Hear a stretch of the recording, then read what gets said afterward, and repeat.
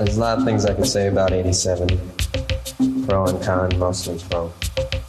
But I'm not a speech maker, so I'll do what I do best. Yeah, y'all wanna dance is cool. Fat skinny man died of a big disease with little name. By chance his girlfriend came across a needle and soon she did the same. How you doing, man? You turn my light on. There you go. Okay, there we go. Tell me how you met Prince. The phone rings. It's his secretary. She's like, hold on. And I'm like, hold on for who? Next thing I hear, Levi, you want to be in my band? And I'm like, yeah, okay. Hello. Hi. Hang on a second. Let me turn you up. I think it was his 24th birthday. And I hear click, click, click, click, click. Jumps over the couch, sits right down next to me, and whispers in my ear, did you dream about me last night? I mean, he was incredibly charming. He smelled beautiful. It was just everything, all about it was like, okay, I think you're hooking me in. Who were you to Prince? Well, I know if he were answering that question, he'd say something funny. How are you feeling tonight? I feel with my hands, Martha. But I'm not as witty. So I was hired as his audio technician in 1983. Prince was looking for a tech. He was coming off the 1999 tour. I was with him nearly every day for 4 years because if he was awake, he wanted to have a musical instrument in his hands. And if he had an instrument in his hands, he wanted to be recording. This particular time and writing Sign of the Times, there was a lot of input coming at him. There was an earthquake in Los Angeles. My goodness, a live earthquake right here. He didn't like that kind of stuff, you know. He liked to be in control. That was definitely being out of control. Also, in the front cover of the LA Times, there was the AIDS epidemic. It talked about, you know, in France, they were trying to come up with a vaccine, and it hit him so hard. In France, a skinny man died of a big disease with a little name. By chance, his girlfriend came across a needle and soon she did the same. There was gang violence in LA. Another guy hit over there, too. At home, there were 17-year-old boys and their idea of fun is being in a gang called the Disciples, high on crack, toting a machine gun. Challenger had exploded. We will never forget you. Sitting on when a rocket ship explodes, and everybody still wants to fly. This was all coming at him, and he felt it was apocalyptic. If you look at the pop charts from those years, that didn't sound like Sign of the Times, right? It doesn't sound like new wave. It doesn't obviously sound like hip hop. It doesn't sound like pop. Right? It's not something you can dance to. To me, it's kind of like this Prince that is pivoting away from having to prove himself any longer with the Rolling Stone rock radio set. Yes, I can do a Neil Schon Journey guitar solo and turn it completely inside out, and it becomes Purple Rain. Purple Rain, Purple Rain. Take rock back for Black folks. And now I'm going to show you that I can also cross over to certain kinds of digital musics. So when Prince brings the song to the studio, how does he set it up? Does he say anything to you? His favorite way to work was to say nothing at all.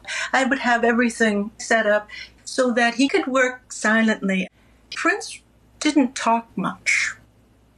He was not an especially social human being. How many years ago did you make these demos and then have offers on them?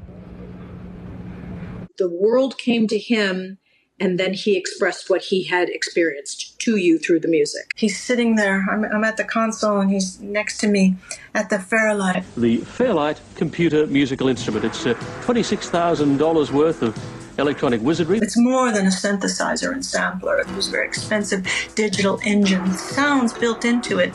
On the song Sign of the Times, he played all of the instruments on it. You can hear that bass line is played on his fingers. That's a keyboard instrument. As he's sitting at the Fairlight, he's moving from instrument to instrument to instrument. He had a watchmaker's knack for understanding how music worked and how to get it to work with the fewest possible parts. The other thing you have to remember with Prince is every time you listen to a song, it's telling a story. Even if he wasn't singing, you could just listen to the music and feel that that song would be about what it's talking about. Prince's sessions were notoriously long. Often it'd be 24 hours, and he'd take a break, maybe shoot some basketball. And he also had a sweet tooth, so every now and then he'd ask us to send a runner down to get a big lemon cake. After we recorded the Fairlight onto analog tape, we'd make a cassette of it. He'd take it out to the car, and then he'd write melody and the lyrics and then come back in and finish the song.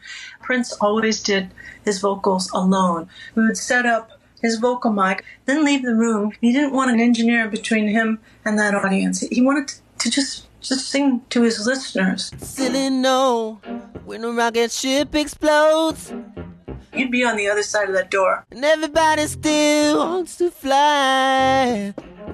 You'd hear those soul preacher screams, and you'd know, oh, this is going to be one of those that just has me on my knees. Oh,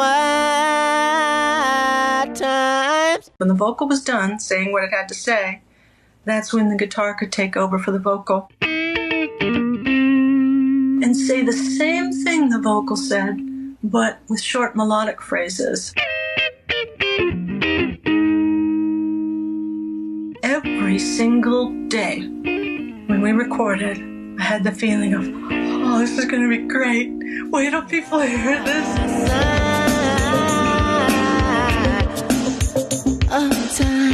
When he comes back with Sign of the Times, how does he present it to you? In the car. You guys want to come in the car and hear what we did? So we all pile in the back of the car, and he turns it on. He just pops in a cassette? Pops in the cassette. We were like, woo! Yeah! You know, like, that's how we always were. Like, it's great. He was always very cool.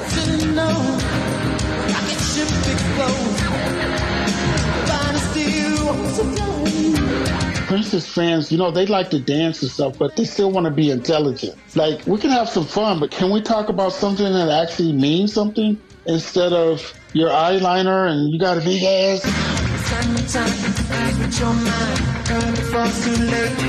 What's really interesting to me is that, you know, he basically spends 4 minutes or whatever it is cataloging the ills of the world, and then his solution is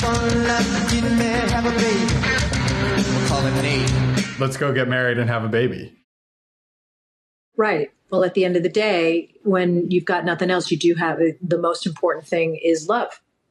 He always came down to who was he loving and who was loving him, that he could then be the guy he felt he needed to be. It's very hard to hear the song Sign of the Times and not think of health crises, political crises that we have going on now. Like, what do you think Prince would have made of 2020?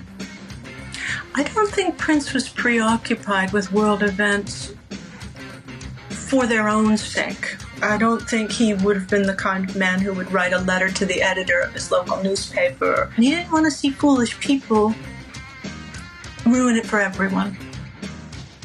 There's a melancholia to it that matches 2020. You know, that is the feeling for 2020.